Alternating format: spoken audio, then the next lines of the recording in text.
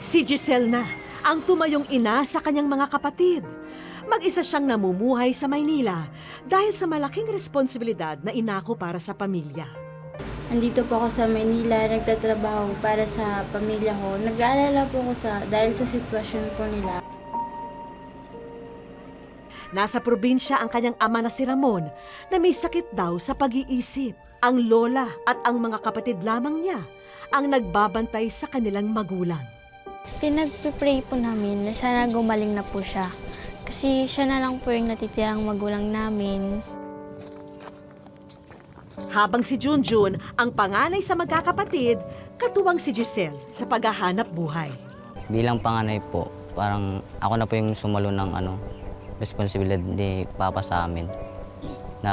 Po ako kahit kung ano-ano po rin pong pinasukan kong trabaho eh. Ako po yung naatasan na magbantay kay Papa. Kasama ng magkakapatid sa pag-aasikaso sa kanilang ama, ang kanilang lola Anita, ina ni Ramon. Masakit talaga dahil hindi niya nagagawa na yung ginagawa niya noon sa kanila na pag-aaruga. Alam ko gagaling ka, anak. Mahal na mahal kita. Papa, tama na po! Hindi ka papasok sa eskwela. May demonyo doon, ha? Hindi ka papasok sa eskwela. Papa!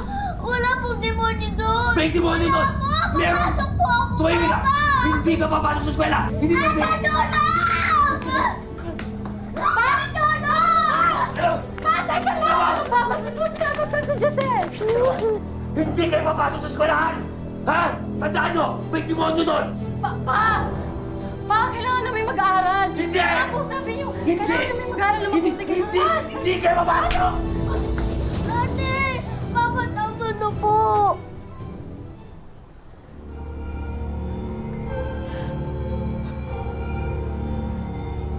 Ano nangyari? Anak, ano nangyari?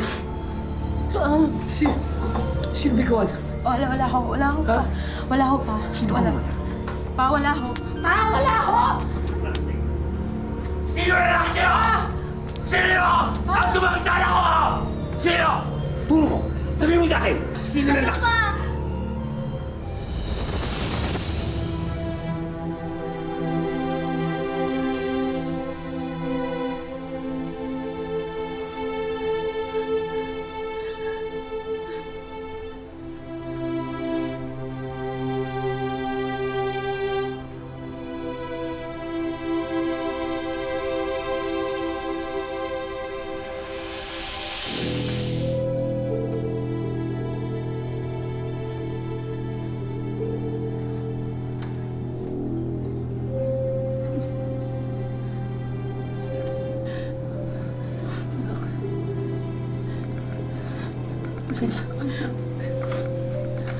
Anak, sorry.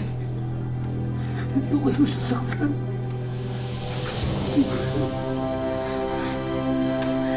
Pa, okay lang ho. Wala ho. Hindi yun okay, ate. Sinaktan tayo ni Papa. Hindi ko kayo sasaktan, anak. Hindi ko kayo sasaktan. Okay lang ho. Wala ho to. Patawarin niyo ako. Patawarin niyo ako. Anak, patawarin niyo ako. Patawarin niyo ako. Patawarin ko, anak. Patawarin niyo. Kapag ang haligi at ilaw ng tahanan ang nawala ng lakas, siguradong magdurusa ang mga anak nila. Hindi na bago ang ganitong sitwasyon sa atin, kung saan ang mga anak ay nahihinog sa pilit para akuin ang responsibilidad ng mga magulang. Ito ang kwento ni Giselle, Junjun at Jennifer. Iniwan sila ng kanilang ina at nawala sa katinoan ang kanilang ama.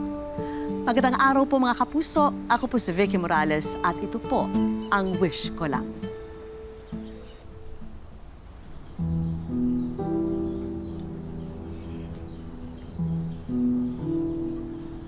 Ano bang nangyari dito? Giselle! Junjun!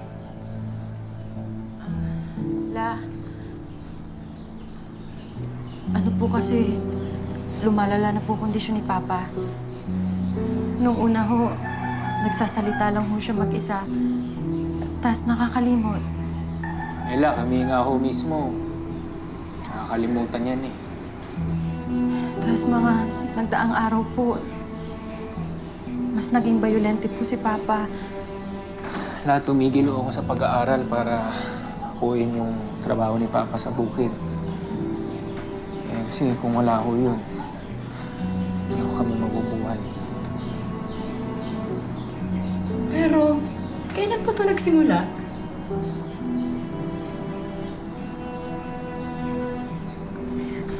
Mula ho nung umalis si Mama para magtrabaho sa Maynila.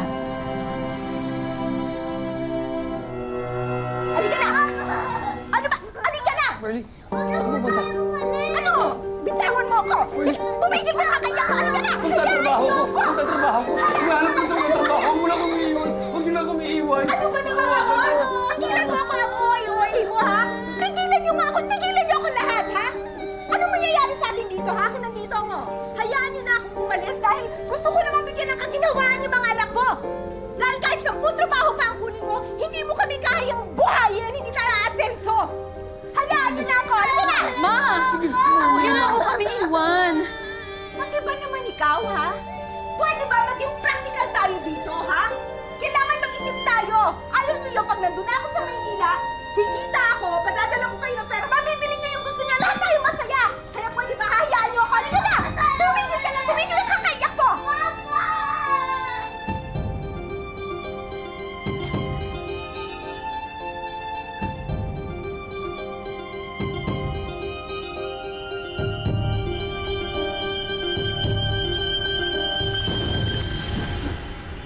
Wow! Sa atin po ba lahat to, Tay? Ang dami naman po. Siyempre naman. Pero, maya-maya na tayo kumain, ha? Hintayin muna natin ang mama mo tsaka si Jenny Rose. Pa, si Tita Carol po ang darating, hindi po si Mama. Ay, sinabi lang nila yon. Sigurado ako susurpresahin tayo ng mamaya. Kasama ang mama niyo tsaka si Jenny Rose.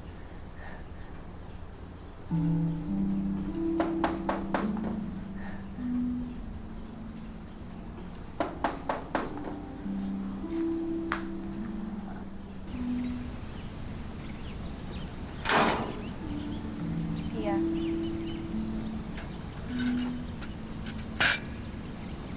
Pa.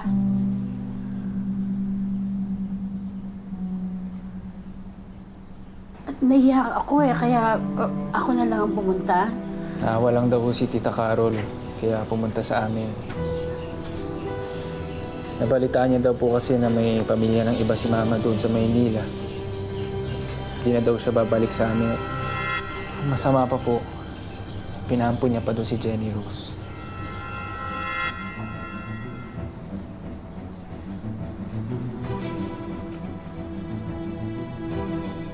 Pa.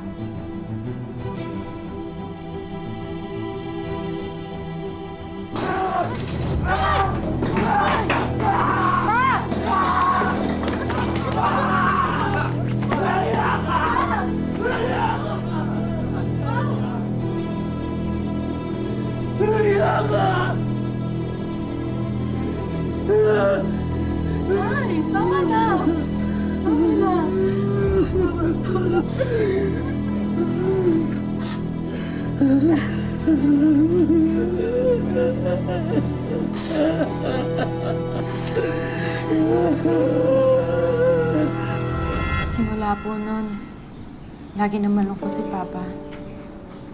Tahimik. Mahina kumain. Minsan nga ho, umiiyak siya kapag akala niya tulog kami lahat. Pagkatapos po nun, doon na po siya nagsimula magsalita mag-isa. Palala po ng palala. Mga apo, pwede kong tumulong magbantay sa papa ninyo. Pero alam naman ninyo na may pamilya din ako. La, okay lang ho. Malaking tulong na ho to. Tsaka ho, titigil po muna ako sa pag-aaral para makapagtrabaho po ako. Teka, hindi pa natin napag-uusapan yan. Kuya, nung matino pa si Papa, 3 trabaho ang ginagawa niya para mabuhay tayo. Hindi mo kaya yon. Sa bukid ka muna, ako muna magtitinda. Para kay Papa to.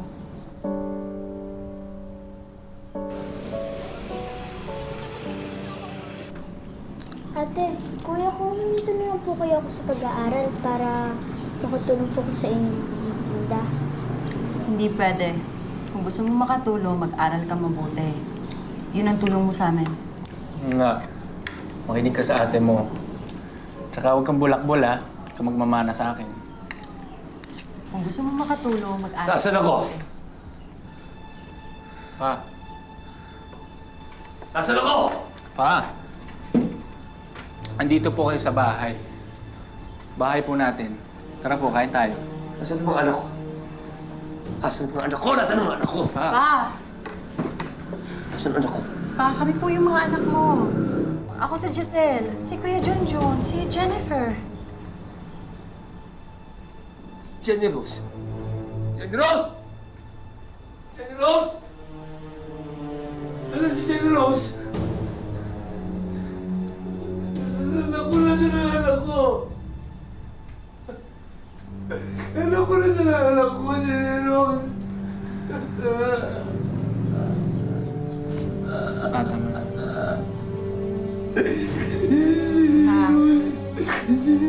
Anak ko si Jenny Rose. Ano si Jenny Rose? Kuya,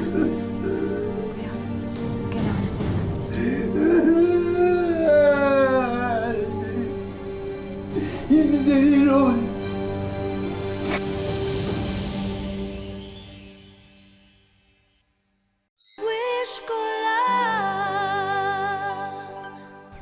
Labis na dinamdam ni Ramon ang pag-iwan sa kanya ng asawang si Merly. Lalo pang nabasag ang kanyang pagkalalaki, maging ang kanyang pagkatao, nang malamang may iba na siyang pamilya at ipinaampun pa ang bunsong anak na si Jenny Rose. Ayon sa psychiatrist, maaring maging dulot ng sakit sa pag-iisip ang gaya ng naranasang kabiguan sa pag-ibig ni Ramon. Marahil ay hindi niya kinaya ang kanyang problema hanggang sa ito'y lumala. Nang gumuho ang haligi ng tahanan, kinailangang tumayo sa sariling mga paa ang magkakapatid. Si Giselle, bagamat laking probinsya, ay napilitang suungin ang mabangis na buhay sa Maynila.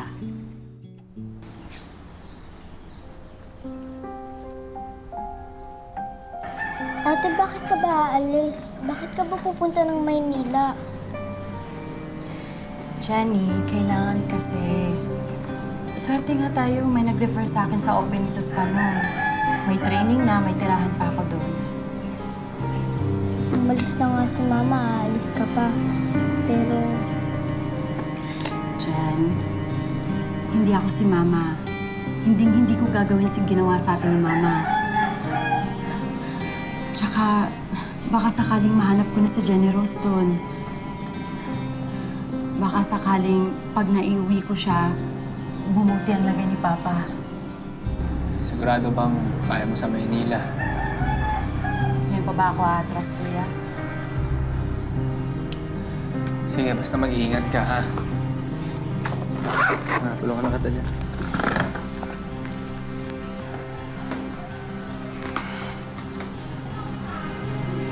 Paalis na ako.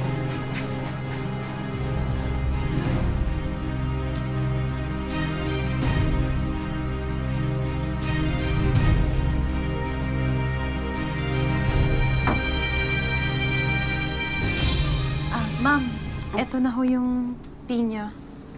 O sige, salamat. Ito na nga pala yung bayad ko sa'yo, ha? Ay, salamat ho. Walang ano man.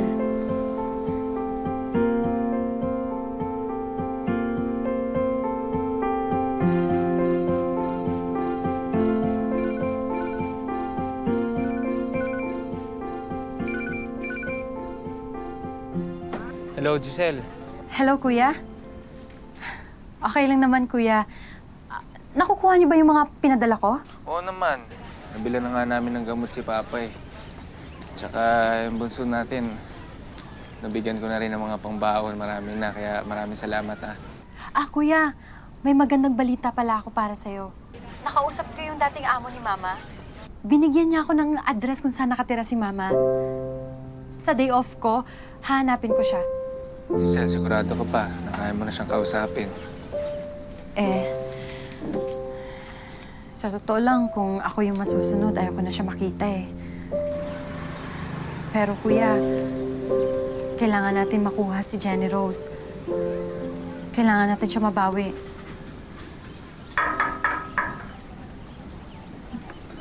Sino yan?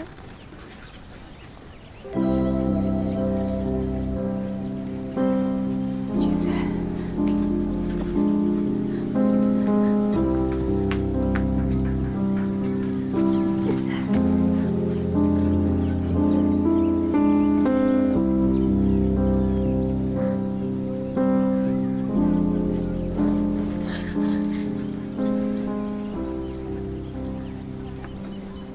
Masaya ka na siguro dito, no? Mukhang maginawa naman buhay mo. Ito yung buhay na gusto mo na hindi maibigay ng papa ko. Anak, pumasok ka muna sa loob, ha? Doon ako magpapaliwanag. Ano po pong paliwanag ang kailangan? Di ba di ka naman masaya sa buhay natin kaya ka umalis, di ba?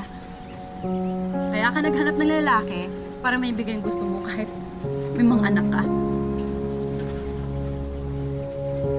Kinalimutan nyo na may mga anak kayo na iiyak dahil hindi ka man lang nagpaparamdam at hindi ka man lang sumusulat. Anak, magpapaliwanag ako sa iyo. Patuwarin mo. Ano pa pong paliwanag ang kailangan? Gusto ko lang malaman kung saan yung pinaampo ng kapatid ko.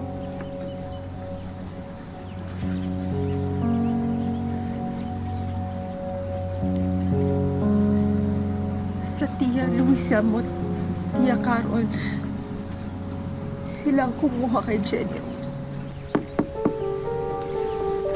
Oh, bakit?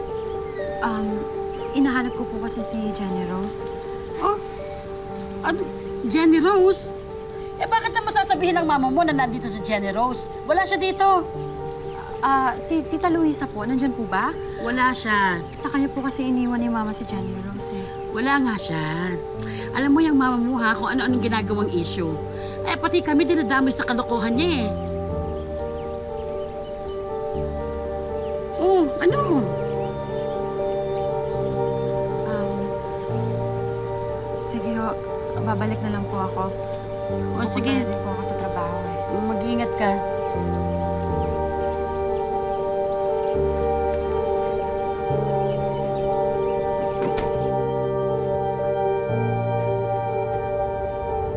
Oh, pwede na kayo lumabas. Wala na. Sino pong wala na, tita? Ay, wala. Meron kasi tayong bisita kanina. Naku, ang kulit. O, dito ka na. Mag-aral ka na dito. Opo. Galingan mo magbasa, ha?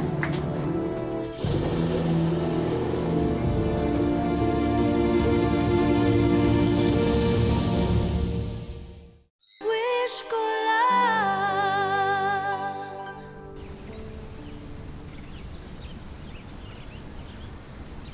Inom ka muna. Hindi po ako nandito para awahin kayo ulit. Nandito po ako para makiusap. Lumulubha na po kasi sakit ni Papa eh. May sakit si Uy ka na.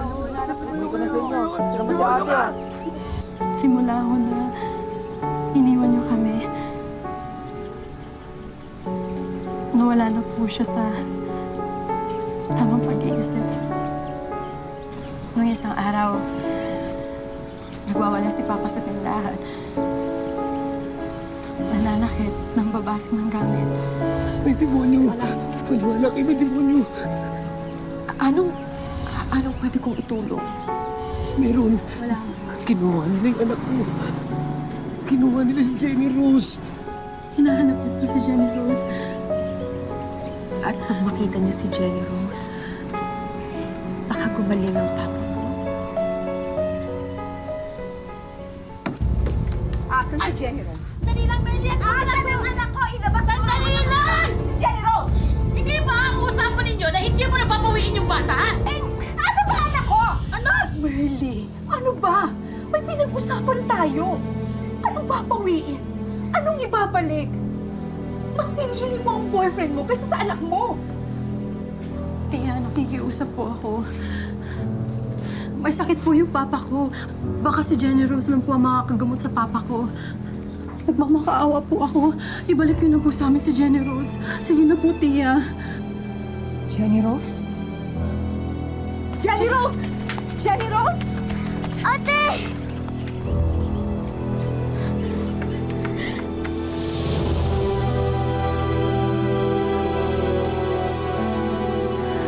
Ate, pinamigay po ako ni Mama. Iuwi mo na ako, ate. Ayoko na dito.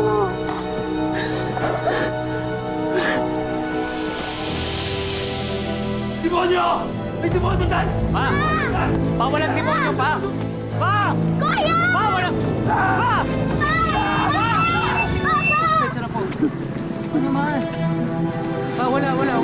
Uminahon kayo. Tara na, pumasok na tayo. Naway, kita ko si Papa.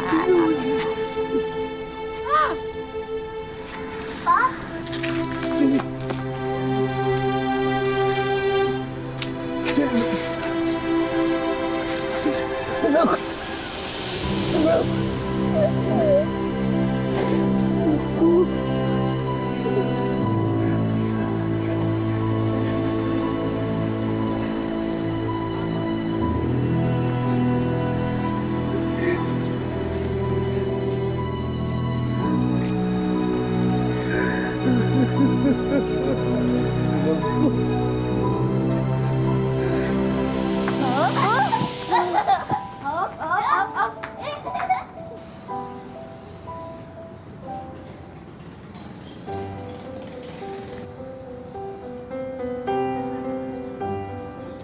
Sigurado ka na bang bukas ka na uwi? Oo naman, kuya. Alam mo namang may naiwan akong trabaho sa Marikina eh. Tsaka, nagawa naman na natin. Nahanap natin si Jenny Rose. Naibalik natin siya kay Papa. Buti, nagawa mo. Ikaw naman talaga una nagpursige para mahanap siya. Sana lang, tuloy-tuloy na yung paggaling ni Papa.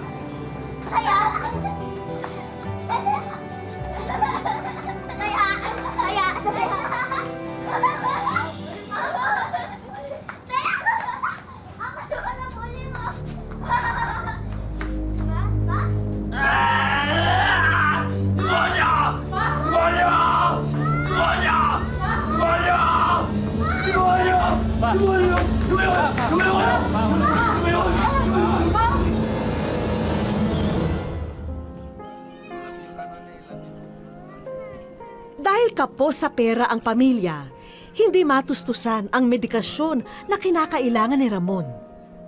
Ito ang reseta ng gamot ng anak ko. Hindi kami makabili kasi wala kaming pera. Hindi nakakainom ang gamot ng anak ko. Inaatake ang kanyang sakit. Kahit na po itong mga damo na ito Araw-araw na kinakabahan ang magkakapatid sa maaring gawin ng ama kapag sinumpong na siya. Isa lang po talaga yung masasabi ko sa papa ko. Napakabait po niya. Kahit nga po kami nang mawalan, may maibigay lang po siya sa mga umuutang sa kanya. Binibigay niya pa rin. Dahil na rin sa pangamba, tuwing gabi ay lumilipat sa bahay ng kanilang tiyahin sina Jennifer at Jenny Rose para makitulong. Kasi nung okay pa po si Papa, andun po yung hindi po kami nagkakahiwalay na magkakapatid. Gusto ko po sana sama-sama kaming magkakapatid para naasikaso po namin si Papa. Ipinagkait din sa magkakapatid ang maayos na tahanan at mga kagamitan. Tuwing nagwawala kasi si Ramon, ay ginugulo niya ang kanilang bahay. Ganito man daw ang sinapit ni Ramon. May mga pagkakataong lumalabas pa rin ang kabutihan sa kanyang puso. Si Papa po yung nagsabi na kahit anong mangyari, nanay pa rin po namin siya. Sabi niya wag daw kami magtarim ng sama ng loob sa kanya. Paparating na ang sorpresa namin para sa pamilya. Sakay nito ay ang isang mahalagang tao na matagal na rin nilang hindi nakikita. Wish ko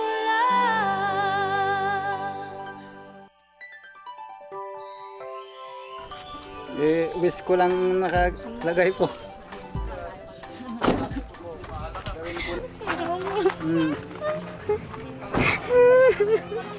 Ay, nako.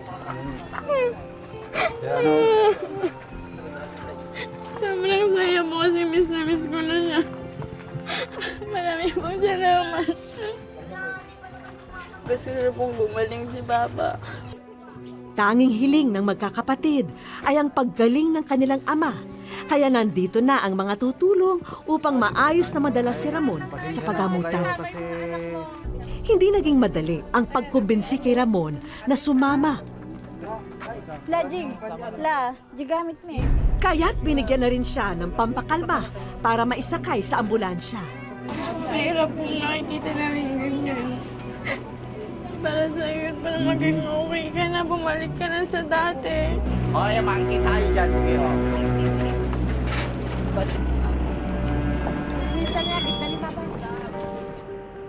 Kalmado na pumasok si Ramon sa pagamutan para mapatignan siya sa isang espesyalista. Si Tatay Ramon kasi meron siyang sakit na schizophrenia. Ang kailangan kasi sa mga sakit na to, maintenance na gamot at saka support ng family. Masakit para sa magkakapatid na mahiwalay sa kanilang ama. Iniisip na lamang nila na panandalian lamang ito at darating ang araw na gagaling ang ama at makakasama nila muli ng maayos. Sa pagbalik ng magkakapatid sa kanilang tahanan, laking gulat nila sa kanilang dinatnan. Hindi kayo nagkakamali ng inuwian, Giselle. Yan na nga ang inyong bagong ayos na bahay. Hindi mo namin na nag-expect mo ganun. Sobra pong salamat. Pasukin niyo na ang inyong bahay. Sa loob ay marami pang nag-aantay na regalo. Meron na kayong bagong sala at dining set. Magiging mahimbing na rin ang tulog niyong magkakapatid. Wala nang kailangang lumipat ng bahay para makitulog sa gabi. Sobrang saya po kasi hindi na sila nakikitulog kung saan-saan. Kasi kampante na sila sa bahay. Meron na rin kayong sariling laptop computer dahil alam namin na ito ang kailangan ninyo sa pag-aaral. Dagdag tulong pinansyal din ang handog namin sa inyo para may mapagkukunan ng panggasto sa araw-araw. Meron pa kaming mga kaibigan na may magandang balita para sa inyo, Giselle at Junjun.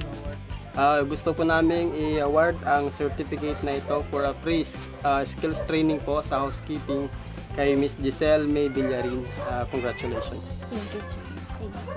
And also, a certificate is awarded to Junjun Villarin for a pre-skills training in housekeeping. Congratulations. Thank you, sir. Thank you, ma'am.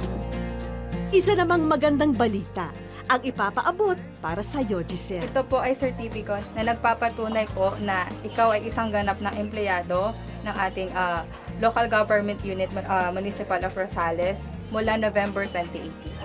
Sobrang saya po kasi hindi ko na kailangan bumay para magtrabaho sa malayo.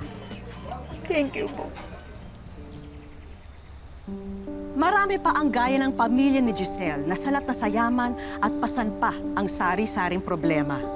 Pero kung patuloy ang malasakit natin sa ating mga mahal sa buhay, kayang lampasan ang bawat pagsubok dahil walang imposible sa taong mabuti. Hanggang sa susunod na Sabado mga kapuso, ako po si Vicky Morales at ito po ang Wish Ko Lang.